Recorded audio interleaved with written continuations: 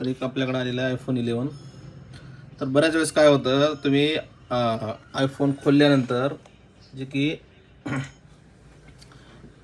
कुठल्या दुसऱ्या फॉल्टसाठी तुम्ही खोलला असाल स्पीकर रिंगरसाठी, त्यामध्ये काय होतं तर रिस्टार्ट होतो मोबाईल.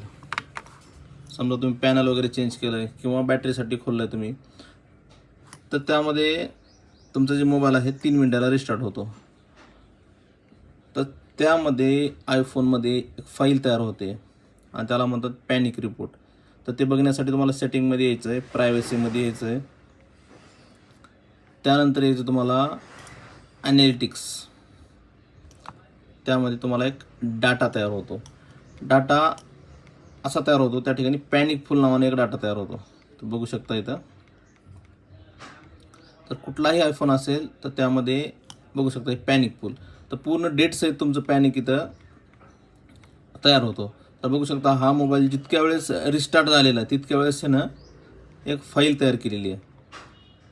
तर आपल्याला काय करायचं आहे, जे शेवटचा पॅनिक फुल असेल, शेवटचा पॅनिक, ते पॅनिक जर तुम्हाला रीड करता येत असेल तर ठीक आहे, नसेल तर त्याचा स्क्रीनशॉट किंवा त्याचा जे फोटो आहे मला सेंड करायचा आहे, की कोणत्या रिलेटेड प्रॉब्लेम आहे तुम्हाला मी हिंट देऊ शकतो त्याची.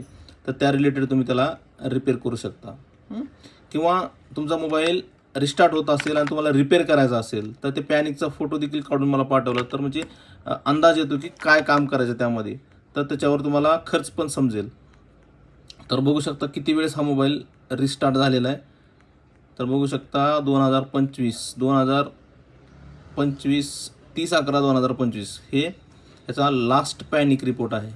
तर जे पण लास्ट पॅनिक फुल रिपोर्ट असेल याचा, ते आपल्याला सेंड करायचे. तर बघू शकता यामध्ये या ठिकाणी असतो त्याचा पॅनिक रिपोर्ट. पॅनिक. तर यामध्ये मिसिंग सेन्सर PRS0 हे नावाचं एक पॅनिक यामध्ये बनलेलं आहे. तर हे जे पॅनिक आहे 11साठी, खास 11साठी तुम्हाला चार्जिंग फ्लेक्सच्या रिलेटेड हा प्रॉब्लेम असतो. तर ज्यांना पण हा प्रॉब्लेम येत असेल तर त्यांनी चार्जिंग फ्लेक्स चेंज केल्यानंतर त्याचा प्रॉब्लेम सॉल्व्ह होतो.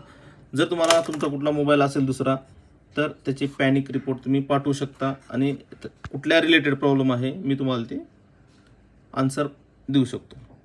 तर व्हिडिओ आवडला असेल नक्की चॅनलला फॉलो करा आणि तुमच्या मोबाईल रिपेअरिंग करणाऱ्या मित्राला शेअर करा. धन्यवाद.